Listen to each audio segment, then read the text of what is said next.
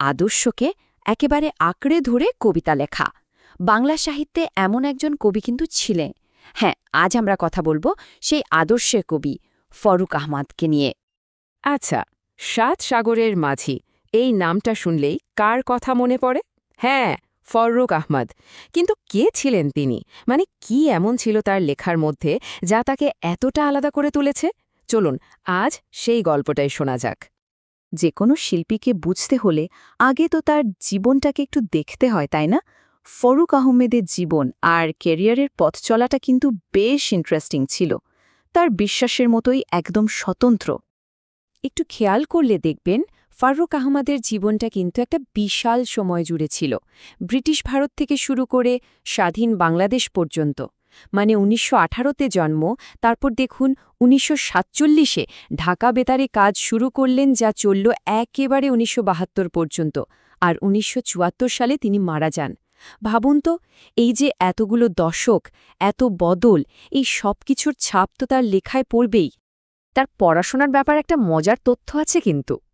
কলকাতার repent college, Scottish church college, এত নামকরা সব জায়গায় দর্শন আর ইংরেজি নিয়ে পড়েছেন, কিন্তু জানেন ফাইনাল পরীক্ষার জন্য তিনি আর অপেক্ষা করেননি। পরীক্ষা না দিয়েই সোজা ঢুকে পড়লেন কর্মজীবনে।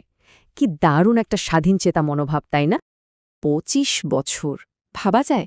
১৯৪৭ থেকে ১৯৭২, জীবনের এতগুলো বছর তিনি কাটিয়ে দিয়েছেন ঢাকা বেতারে একজন স্টাফ রাইটার হিসেবে। একটা মানুষের লেখক সত্তা, তার চিন্তা ভাবনা, এই লম্বা সময়টাতে কতটা বদলে যেতে পারে বা আরও কতটা পরিণত হতে পারে একবার ভেবে দেখুন। তো জীবন আর ক্যারিয়ার তো গেল, এবার আসা যাক আসল জায়গায়, তার লেখার জগতে। কি সেই বিশ্বাস বা কি সেই আদর্শ যা তার কলমকে এতটা শক্তিশালী করে তুলেছিল? চলুন এবার সরাসরি তার কবিতার গভীরে যাওয়া যাক। এই যে তার লেখার মূল চালিকা শক্তি, সেটা ছিল ইসলামী আদর্শ আর ঐতিহ্য। মানে এটাই ছিল তার চেতনার একেবারে কেন্দ্রে। আর এই জিনিসটাই বারবার তার কবিতায় ফিরে এসেছে। কখনো ঐতিহ্যের কথা বলেছেন, কখনো নানা রকম রূপক ব্যবহার করেছেন। আর ঠিক এই কারণেই তিনি তার সময়ের অন্য কবিদের থেকে একদম আলাদা ছিলেন। আর তার এই আদর্শের বিশ্বাস থেকেই কিন্তু জন্ম নিয়েছে অসাধারণ সব লেখা। একদিকে যেমন আছে সাত সাগরের মাঝির মতো বিখ্যাত কাব্য, তেমনি ছোটদের জন্য লিখেছেন হাতে মোতাইয়ের মতো বই।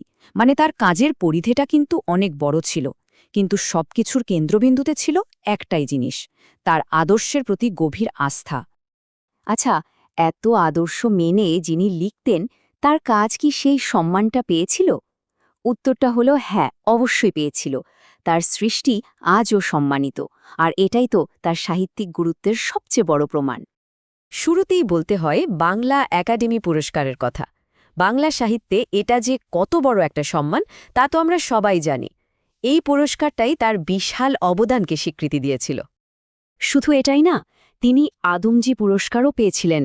সেই সময় লেখকদের জন্য এটা কিন্তু ছিল বিরাট একটা ব্যাপার, মানে তার প্রতিভার আরেকটা বড়সড় স্বীকৃতি। তবে সবচেয়ে বড় সম্মানটা হয়তো তার জন্য অপেক্ষা করছিল তার মৃত্যুর পরে। মরণোত্তর ২১ পদক। এটা কি প্রমাণ করে বলুন তো? এটাই যে ফরুক আহমেদের আদর্শ আর তার লেখালেখি সময়ের পরীক্ষায় পাশ করে গেছে। তার আবেদনটা আজও একটুও কমেনি। ফরুক আহমেদের পুরো জীবন আর কাজ আমাদের সামনে একটা দারুণ প্রশ্ন রেখে যায়।